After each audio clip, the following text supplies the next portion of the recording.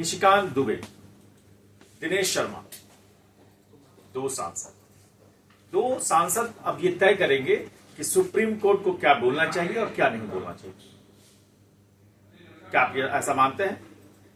हम ऐसा नहीं मानते। बीजेपी भी ऐसा नहीं मानती कि ये सांसद ये तय करें कि सुप्रीम कोर्ट को क्या किन मामलों में बोलना चाहिए और किन मामलों में नहीं बोलना चाहिए। तो क्या बीजेपी अध्यक्ष जेपी नड्डा ने जिस तरह से इन दोनों को फटकार लगाई है, उसके बाद बहुत बड़ा एक्शन होने वाला है? आखिर क्या मसला है? आखिर क्यों निशिकांत दुबे अचानक से इतने वोकल हो गए हैं? सुप्रीम कोर्ट को बोलते हैं, मुख्य निर्वाचन आयुक्त जो रह चुके हैं एसवाई कुरैशी, उनको लेकर एक विवादित बयान देते हैं। सब कुछ बताएंगे। सबसे पहले हम शैलेंद्र जी से समझना चाहते हैं कि आखिर निशिकांत दुबे को हुआ क्या है। निशिकांत दुबे कोई आम सांसद नहीं है जो संसद में बोलता कम है या मुद्दों पर चुपचाप दर्शक बन के बैठा रहता है। निशिकांत दुबे प्रखर वक्ता हैं, पढ़े लिखे आदमी हैं, कॉर्पोरेट बैकग्राउंड से आते हैं और पार्टी में उनके कद की बात करें तो यही है कि कई बार लोकसभा में बहुत अहम मुद्दों पर पार्टी उनको डिबेट इनिशिएट करने के लिए भी चूज करती है। उनको तो इनिशिएट करते हैं बड़े ज्वलंत मुद्दों को। और निशिकांत दुबे को पहली बार तो ऐसा बयान दिया नहीं उन्होंने इस बयान को लेकर के, क्योंकि सुप्रीम कोर्ट के चीफ जस्टिस को उन्होंने दिया है जो आपत्तिजनक मेरे हिसाब से भी है। वो नहीं होना चाहिए, वो बयान इस तरह का नहीं आना चाहिए था। लेकिन इससे पहले देखे पार्लियामेंट में उन्होंने महुआ मोइत्रा का मामला देखी, सांसद ही चली गई उनकी, राहुल गांधी सोनिया गांधी पर जोर शोरों से, तो मतलब इस तरह से बहुत आक्रामक शैली रही है उनकी। और पार्टी, मैं नहीं मानता कि निशिकांत दुबे जो बोल रहे हैं ये उनका अपना वर्जन है। नहीं, एक चीज बहुत अच्छी बात आपने कही कि ये वर्जन उनका नहीं है। अगर ये वर्जन उनका नहीं है तो किनका है? क्या पार्टी अध्यक्ष जेपी नड्डा जब फटकार लगा रहे हैं तो केवल दिखावे के लिए लगा रहे हैं या वाकई कोई बड़ा एक्शन होने वाला है? निशिकांत दुबे जब कुछ बोल रहे हैं, और ऐसा नहीं है कि वो सुप्रीम कोर्ट पर बोल के चुप हो गए। वक्फ का विरोध अगर एसवाई कुरैशी ने किया तो उनको भी बोल दिया, उन्होंने मुस्लिम आयुक्त बोल दिया। संवैधानिक संस्था है आपकी चुनाव आयोग, दूसरी संवैधानिक संस्था है सुप्रीम कोर्ट। आप उनकी सीमा तय करेंगे और वो भी पार्टी फोरम पर बिना डिस्कशन के। आप इतने बड़े चेहरे हैं, आखिर आप जो कुछ बोल रहे हैं उसका मतलब क्या है? अगर पार्टी उस पर सपोर्ट नहीं कर रही है तो क्या आप एक सांसद के तौर पर कुछ भी बोलेंगे या फिर इसको सिर्फ इंडिविजुअल बयान माना जाएगा? अगर आप बड़े नेता हैं तो आप इस तरह से सेग्रीगेट नहीं कर सकते ना, इसलिए पार्टी को सामने आना पड़ा। यार दो तीन बातें हैं जो समझनी चाहिए कि निशिकांत दुबे की बोली जो है ना वो कांग्रेस की भाषा नजर आ रही है।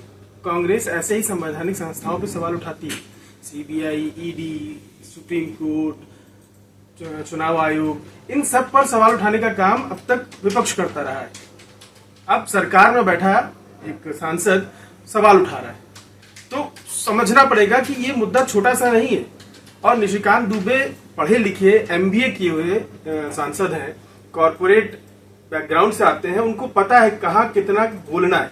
उसके बावजूद वो बोल रहे हैं और लगातार बोल रहे हैं, तो इसमें कुछ ना कुछ पीछे से है। क्योंकि उन्होंने बोला, दिनेश शर्मा जी ने बोला, बीएल संतोष जी ने भी बोला, क्योंकि संगठन मंत्री हैं। तो अब विपक्ष की सरकार में बैठकर विपक्ष की भाषा ये हैरान करने वाली है। तो इसके मुझे लग रहा है कि इसके पीछे कुछ ना कुछ चल रहा है। या तो सुप्रीम कोर्ट पे सरकार दबाव बनाना चाह रही है या कुछ और। जो भी आज तक किरण रिजिजू इसका बेस्ट एग्जांपल रहे हैं कि उनको कानून मंत्री के पद से हटाया गया, तो वहां भी कुछ ऐसे दबाव थे कि वहां भी मतलब भाषणों में या सार्वजनिक मंच से सुप्रीम कोर्ट पे सवाल उठने शुरू हो गए थे। तो वो फैसला उसके बाद लेना पड़ा। और थोड़ी सी मजाकिया अंदाज में एक बात कही जा सकती है कि ये झारखंड के गोड्डा से सांसद हैं और गढ़ा से बाबा बागेश्वर, दोनों का बयान देखिए। एक चीज हैरानी, अभी उधर नहीं जाऊंगा, मैं इसको हार्डकोर ये कहना चाहता हूं कि भाई ये सारा विवाद आप समझिए कि 8 अप्रैल को जब तमिलनाडु सरकार और गवर्नर के बीच जो विवाद चल रहा था उसमें फैसला आया। सुप्रीम कोर्ट ने कहा कि आप किसी भी संशोधन बिल को कानून को जो आपके पास आ रहा है, राज्यपाल के राजभवन तक पहुंच रहा है, राष्ट्रपति के पास पहुंच रहा है, उसको तय मियाद में उसको डिस्पोज ऑफ कीजिए। डिस्पोज ऑफ नहीं करते हैं तो आप जुडिशियल रिव्यू करवाइए। और इसको ऐसा नहीं हो सकता कि एक के बाद एक चीजें आए और आप दबाते चले जाए। इसी तरह वक्फ संशोधन बिल के बाद मामला कोर्ट तक पहुंचा है, कई सारे लोग बयान दे रहे हैं।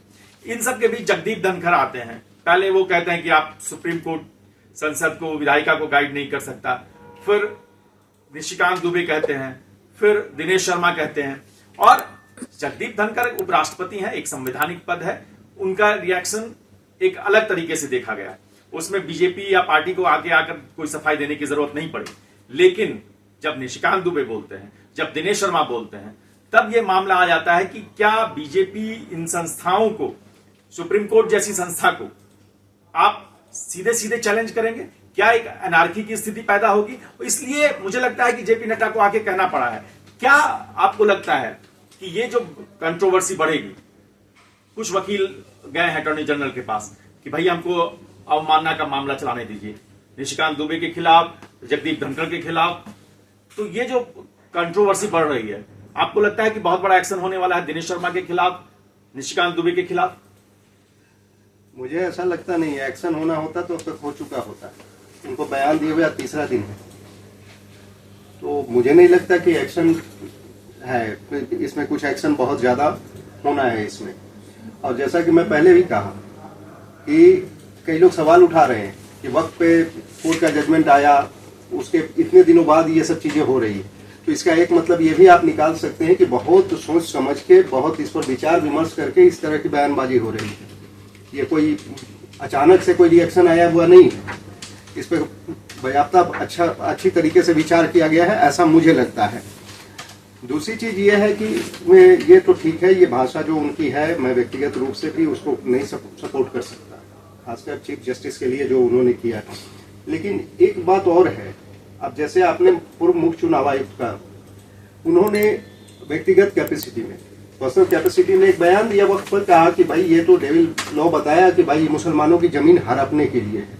ये सरकार के इंटेंशन पर सवाल उठाया। वो बीजेपी के सांसद हैं, उन्होंने व्यक्तिगत स्तर पर जवाब दिया। उन्होंने वो सिर्फ ये नहीं कहा कि आप मुस्लिम आयुक्त थे, एक फैक्ट भी उन्होंने रखा कि आपके रीजन में, संथाल परगना में सबसे ज्यादा बांग्लादेशी को वोटर बनाया गया, वोटर लिस्ट में शामिल किया गया।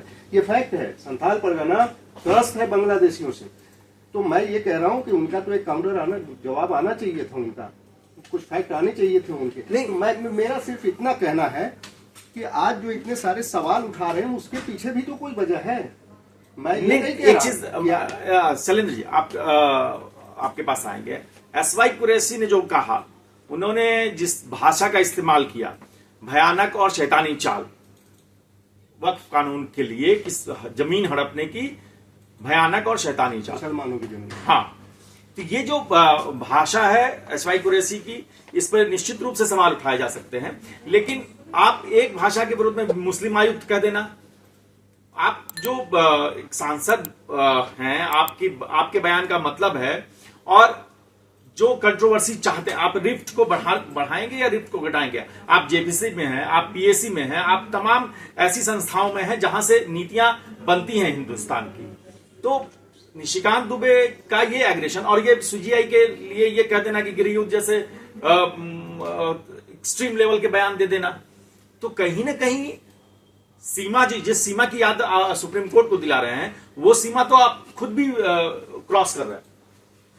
बिल्कुल क्रॉस कर रहे हैं। लेकिन यहाँ समझने वाली बात यह है कि आप पूरी क्रोनोलॉजी को समझिए। जस्टिस वर्मा थे, उनके घर कुछ कैश मिलता है, जले हुए नोट मिलते हैं। उसके बाद उस पर जांच बैठती है, कोई रिपोर्ट, कोई बातचीत, कोई केस, कुछ नहीं दर्ज होता है। कहा गया मामला सुप्रीम कोर्ट जाने। तो सुप्रीम कोर्ट उसके बाद बिल आता है, उसके बाद सवाल उठते हैं, धनखड़ आते हैं। तो ये दोनों ओर से चल रहा है। कोलेजियम को लेकर जो बवाल 2014 में शुरू हुआ, वो आज तक उसका सोल्यूशन नहीं निकला। तो ये रिफ्ट जो है ना, इसी बीच में चंद्रचूड़ के घर जाते हैं गणेश पूजा में पीएम मोदी। तो मनाने और भड़काने की जो ये रणनीतियां हैं, ये दोनों ओर से चल रही है और लगातार चल रही है। एक चीज और आपने कहा कि कॉलेजियम सिस्टम, आप वही वो जो एक भारत का जो अलग अलग संवैधानिक संस्थाएं हैं, कार्यपालिका है, विधायिका है, न्यायपालिका है, इन तीनों का बैलेंस अगर बिगड़ेगा तो एक अराजक स्थिति पैदा होगी, और वो अराजक स्थिति पैदा नहीं होने देना ये संस्थाओं का काम है, सरकार का काम है, बीजेपी का काम, क्योंकि बीजेपी सत्ताधारी दल की तरह आगे बढ़ रहा है। तो जेपी नड्डा जो आते हैं आक्रामक तरीके से सामने आकर इन दोनों सांसदों को फटकार लगाते हैं, उसकी वजह भी यही है कि आप बयान मत दीजिए, जो चीजें हैं, जो डिस्कशन है, इस तरह एक फोरम होना चाहिए और एक भाषा का जो संयम होना चाहिए। अगर उसको आप लूज करेंगे तो ये मैसेजिंग गलत जाएगी। एक तरफ वक्फ बिल पास हुआ है, उस पर जुडिशियल रिव्यूज चल रहे हैं, उसके बीच में आप कोई सांसद बीजेपी का सत्ताधारी दल का वो जो पार्लियामेंट का हिस्सा है, डिबेट का हिस्सा है, वो आके खुलेआम सड़क पे कहना शुरू कर दे। और निशिकांत दुबे ने यही नहीं कहा कि निशिकांत दुबे ने आईटी एक्ट में जब सुप्रीम कोर्ट ने हस्तक्षेप किया उस पर भी सवाल उठा दिए, आर्टिकल 141 पर जब डिस्कशन हो रहा था वो सब की चीजें उठा ली, होमोसेक्सुअलिटी पर जो बात आई उसको उठा लिया। तो इसका मतलब क्या कि सुप्रीम कोर्ट जुडिशियल रिव्यू करेगा ही नहीं, संसद में जो चीज पास हो जाएगी उसको उस पर बात ही नहीं होगी देश के न्यायालयों में। नहीं, ऐसा नहीं है। सवाल उठाया अगर उन्होंने, लेकिन सुप्रीम कोर्ट ने जो जजमेंट दिया मान्यता तो उसी की है, फॉलो तो उसी को किया जा रहा है। लेकिन ये आम आदमी को भी राइट है, मुझे भी लगता है कि मुझे भी राइट है कि सुप्रीम कोर्ट का कोई जजमेंट आता है, मैं सहमत नहीं हूं तो मैं सवाल उठाऊं उस पर, मर्यादा नहीं लांघनी। सवाल ये सिर्फ इतना है कि मर्यादा नहीं लांघनी है, लेकिन ये इसका ये मतलब नहीं है कि हमें जो हम सवाल उठाने की हमें आजादी नहीं है। सवाल उठाने की आजादी सबको है, सब कई सारे जजमेंट होते हैं जिसके अगेंस्ट में आता है वो बहुत सवाल उठाते हैं। आप ममता बनर्जी की ले लीजिए, कांग्रेस को ले लीजिए, सब लोग मर्यादा लांघते हुए सब लोग, बहुत सारे नेता दिखते हैं कई बार। लेकिन होता क्या है, होता वही है जो सुप्रीम कोर्ट कहता है, सुप्रीम कोर्ट का जो जजमेंट आता है उसी को फॉलो किया जाता है। सवाल उठाने का अधिकार सबको है, मर्यादा नहीं लांघनी है, मूल सवाल ये है। तो आप जो ये डिबेट हमारी देख रहे हैं, निशिकांत दुबे ने जो कुछ कहा है, इसके बाद दिनेश शर्मा ने जो कुछ कहा है, इसके बाद जेपी नड्डा ने जिस तरह से दोनों को फटकार लगाई है, इसके बाद क्या दोनों पर कुछ एक्शन होगा पार्टी की तरफ से, या सिर्फ फटकार के बाद दोनों शांत हो जाएंगे और मामला खत्म हो जाएगा? मैं शैलेंद्र जी से और भास्कर से एक ओपिनियन लेना चाहता हूं, क्या इन दोनों के खिलाफ कोई कार्रवाई होनी चाहिए? कार्रवाई होनी चाहिए। दो स्तर है इसका कार्रवाई का। एक तो सुप्रीम कोर्ट ने जो अवमानना की बात जो लोग कह रहे हैं वो तो कोर्ट के ऊपर है और पार्टी के ऊपर है, लेकिन सवाल वही है कि पार्टी एक्शन तो ले सकती है, लेगी या नहीं, लेगी या नहीं, ये सवाल है। आपकी तरफ से लेना चाहिए या नहीं? सीधा नहीं, इस पे तो पार्टी का जो भाषा है चीफ जस्टिस ऑफ इंडिया के लिए, उस पर निश्चय ही पार्टी की तरफ से कोई कड़ा रुख आना चाहिए, इस पर आना चाहिए, कड़ा रुख आना चाहिए। लेकिन फिर मैं वही बात कहूंगा कि वो अपनी भाषा बोल रहे हैं या फिर उनकी भाषा बोलवाई जा रही है, उन्हें इशारा मिला है उसके बाद बोल रहे हैं। मैं फिर कह रहा हूँ, निशिकांत दुबे कोई मतलब कि बहुत कम पढ़े लिखे सांसद नहीं है, बहुत ज्यादा पढ़े लिखे हैं। वो ज्यादा पढ़ा लिखा होना भी बहुत खतरनाक हो जाता है कई बार। ज्यादा पढ़ा लिखा होना भी बहुत खतरनाक हो जाता है कि आपको लगता है ओवर कॉन्फिडेंस में तो नहीं है, और ओवर कॉन्फिडेंस में भी आदमी कई बार ऐसे ऐसे बयान दे देता है जो आप उसके गले के लिए फांस बन जाती है। आप बताइए कि आपको क्या लगता है कि निशिकांत दुबे और दिनेश शर्मा दोनों पर एक्शन होना चाहिए? अराजकता फैलाने की इजाजत किसी को नहीं होनी चाहिए, इस लिहाज से उन पर एक्शन होना चाहिए। सुप्रीम कोर्ट ने भी कह दिया है कि अवमानना की याचिका दायर करने के लिए आपको हमारी आज्ञा या परमिशन की जरूरत नहीं है, आप कोर्ट में केस दायर करिए, कानूनन उनको सजा मिलेगी, उन्होंने अवमानना की है। लेकिन राजनीति बयानों से ही चलती है और ऐसे ही बयान जनता पसंद करती है कि उनकी आवाज, उनकी बात कोई उठा रहा है। एक बात और आपके पास आता हूं, बस एक मिनट। एडवोकेट अनस तनवीर जो हैं, जो वक्फ का केस रख रहे हैं, उन्होंने मांगा है इसकी इजाजत अवमानना की नोटिस की, हो सकता है उस पर आज या कल में मिल गई। हाँ, मिल गई है, तो वो एक्शन होगा। हाँ, अब आप कहते हैं उन्होंने इजाजत दे दी अवमानना? जी, कोर्ट ने कहा है कि आप कोर्ट नहीं, अटॉर्नी जनरल ने दी है कि नहीं, मुझे नहीं लगता अभी दी है। सुप्रीम कोर्ट अदालत की आज्ञा से वो दायर करना चाह रहे थे। सुप्रीम कोर्ट का स्टेटमेंट आया है कि हमसे मुझे देखना पड़ेगा, मेंबर पार्लियामेंट है, अटॉर्नी जनरल की इजाजत की इसमें बहुत जरूरत होती है, तो उसके लिए उनको एप्लीकेशन दिया गया है कि भाई उनसे कहा गया है कि भाई आप इजाजत दीजिए। ये ठीक है, इसको हम करेंगे। आप कहने का चाह मैं एक चीज और ये कहना चाह रहा था कि पॉलिटिक्स में क्या है ना कि पॉलिटिक्स जो व्यवहारिक राजनीति है उसका ये एक तरीका भी होता है। लड़ाई कई स्तरों पर लड़ी जाती है, कई तरीके से लड़ी जाती है। अब पार्टी का कोई जो टॉप का लीडरशिप है वो तो आके ऐसा कह नहीं सकता।